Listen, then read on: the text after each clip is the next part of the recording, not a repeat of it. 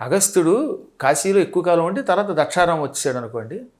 ఆ కాశీలో ఉన్నప్పుడు తన భార్యతో పాటు రాత్రిపూట గంగానది యొక్క తీరంలో రేవుల్లో తిరిగేవాట.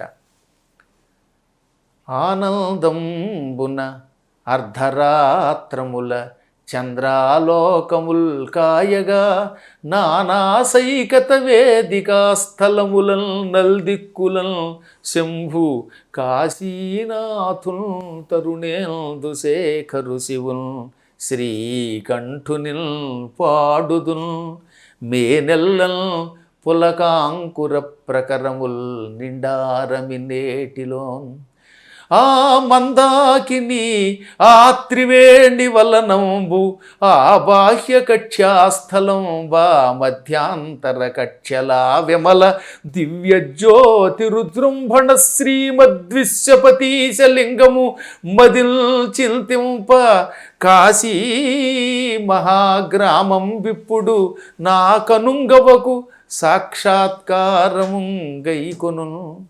నేను రాత్రిపూట ఆనందంతో అర్ధరాత్రములు అన్నాడు ఆయన. చంద్రాలోకములు అంటే చంద్రుడి యొక్క పిండి వెన్నెల కురుస్తుండగా వెన్నెల రాత్రుల్లో ఆ ఇసుక తిన్నెల్లో తిరిగేవాణ్ణి, ఘట్టాల్లో తిరిగేవాణ్ణి. తిరుగుతున్నప్పుడు శంభో కాశీనాథ తరుణేందు శేఖర శివ శ్రీకంఠ అంటూ పాడుకుంటూ వెళ్ళిపోయేవాణ్ణి.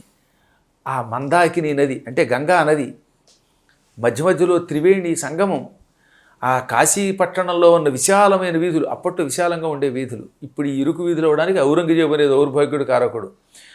ఆ విశాలమైన వీధులు, శ్రీమద్ విశ్వేశ్వర జ్యోతిర్లింగం, డుంఠి విఘ్నేశ్వరుడు, కాలభైరవుడు, దండపాణి, ఇవన్నీ నా కళ్ళ ముందు కనపడుతున్నాయి అని చెప్పేవాడు ఆయన.